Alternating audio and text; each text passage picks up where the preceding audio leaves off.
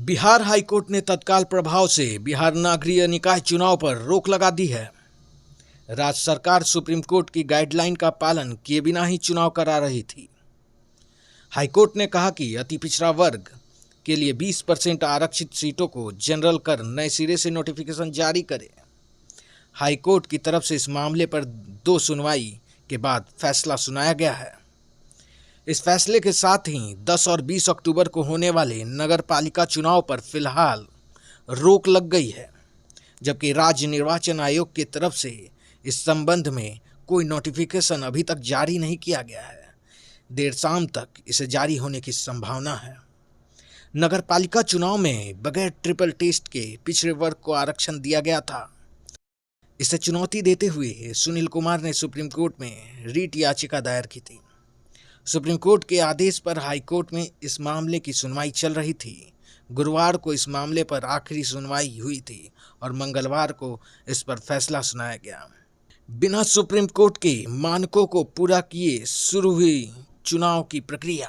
पिछले साल दिसंबर में सुप्रीम कोर्ट ने कहा था कि किसी राज्य में स्थानीय निकाय चुनाव में आरक्षण की अनुमति तब तक नहीं दी जाएगी जब तक राज्य सरकार सुप्रीम कोर्ट द्वारा तय किए गए मानकों को पूरा नहीं कर लेती है।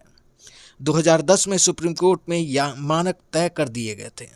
आरोप है कि बिहार सरकार ने सुप्रीम कोर्ट के मानकों को पूरा नहीं किया और नगर निकाय चुनाव की प्रक्रिया शुरू कर दी गई। इसके खिलाफ सुप्रीम कोर्ट में याचिका दायर की गई थी। वहीं सरकार का दलील है कि चुनाव कराने का फैसला सही है। सुप्रीम कोर्ट के निर्देश के बाद पटना हाई कोर्ट में इस मामले को लेकर सुनवाई हुई। राज्य सरकार की ओर से महाधिवक्ता ललित किशोर के साथ सुप्रीम कोर्ट के सीनियर एडवोकेट विकास सिंह ने पक्ष सरकार की तरफ से अपना पक्ष रखा। बिहार सरकार ने कोर्ट में कहा कि चुनाव कराने का फैसला सही है। वहीं याचिका दायर करने वालों की ओर से बहस करने वाले वकील का कहना था कि बिहार सरकार ने गलत फैसला लिया है। नगर निकाय चुनाव में आरक्षण में सुप्रीम कोर्ट के फैसले की अनदेखी की गई है। दोनों तरफ के दलील को सुनने के बाद सुप्रीम कोर्ट का आदेश आया। आइए हम आपको बताते हैं सुप्रीम कोर्ट ने क्या वर्डिक्ट किया है। सुप्रीम कोर्ट की तरफ से अपने फैसले में कहा गया था कि स्थानीय निकाय चुनाव में पिछले वर्ग को आरक्षण देने के लिए राज्य सरकार पहले एक विशेष आयोग का गठन सुनिश्चित करे। सरकार की ओर से गठित आयोग इस बात का अध्ययन करे कि कौन सा वर्ग वाकई में पिछड़ा है। आयोग की रिपोर्ट के आधार पर ही उन्हें आरक्षण देना तय किया गया। सुप्रीम कोर्ट ने यह भी कहा था कि आरक्षण की सीमा 50% से ज़्यादा नहीं होनी चाहिए। सुप्रीम कोर्ट ने कहा कि अगर राज्य सरकार इन शर्तों को पूरा नहीं करती, तब तक अगर किसी राज्य में स्थानीय निकाय चुनाव होता है तो पिछड़े वर्ग के लिए रिजर्व सीट को भी सामान्य ही माना जाएगा। राज्य सरकार से कहाँ हुई चूक, आइए अब हम आपको बताते हैं। चुनाव से पहले आयोग का गठन नहीं किया गया। दूसरा, अति पिछड़े वर्ग को 20% अतिरिक्त आरक्षण दिया गया जो ओबीसी के आरक्षण से अलग है। इसके बाद आरक्षण की सीमा 50% से ज़्यादा हो गई। अब हम आपको बताते हैं आगे क्या हो सकता है। आगे सिर्फ 2 विकल्प बचे हुए हैं। आइए अब हम आपको बताते हैं यह 2 विकल्प होंगे। अब चुनाव आयोग और सरकार के पास 2 ही विकल्प बचते हैं।